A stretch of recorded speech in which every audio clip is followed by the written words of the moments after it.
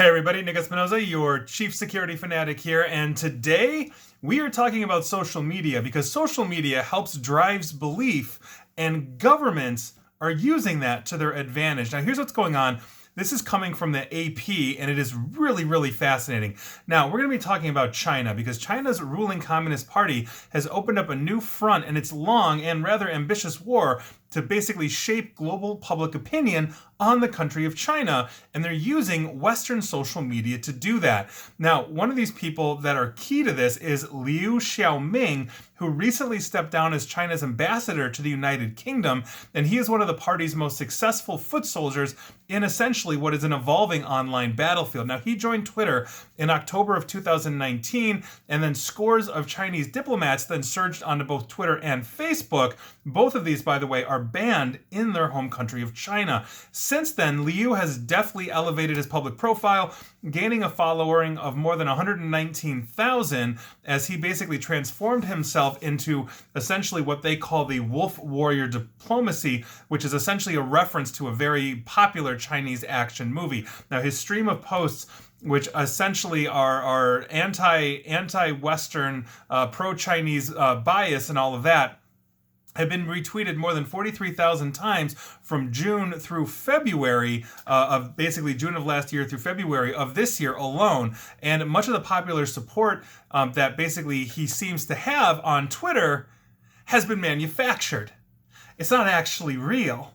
And here's what's going on. A 7-month investigation by the Associated Press in conjunction with the Oxford Internet Institute, a department at Oxford University, found that China's rise on Twitter has been powered by an army of fake accounts that have retweeted Chinese diplomats and state media tens of thousands of times, covertly amplifying propaganda that can reach hundreds of millions of people here in the West, often without disclosing the fact that its content is government-sponsored. That's right. More than half of the retweets that Liu got basically from June through January came from accounts that Twitter had suspended for violating the platform's rules, which prohibit manipulation. Overall, more than 1 in 10 of the retweets from 189 Chinese diplomats in that time frame had those accounts from Twitter suspended by March 1st of this year. But Twitter suspensions did not stop the pro-China amplification machine. An additional cluster of fake accounts, many of them impersonating citizens of the United Kingdom, continued essentially to retweet and promote Chinese government content, basically getting up to 16 or actually over 16,000 retweets and replies before Twitter figured this out and kicked them off last month and a little bit early this month in response to the Associated Press and Oxford Institute's investigation. Now, this fiction of popularity can boost the status of China's messengers, creating a mirage of broad support, but it can also distort platform algorithms which are designed to boost the distribution of popular posts, potentially exposing more genuine users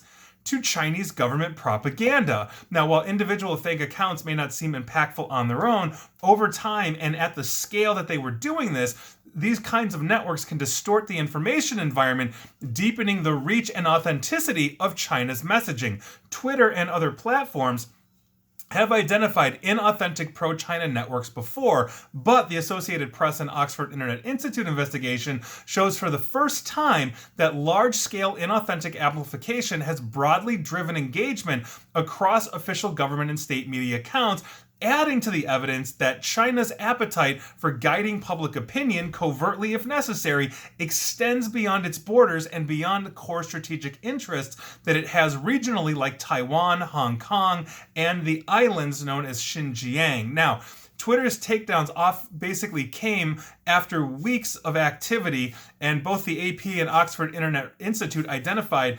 26,879 accounts that managed to retweet Chinese diplomats or state media nearly 200,000 times before getting suspended. They accounted for a significant share, sometimes more than half, of the total retweets that many of these diplomatic accounts got on Twitter. And this is the new face of information warfare online. We don't have to send email blasts anymore.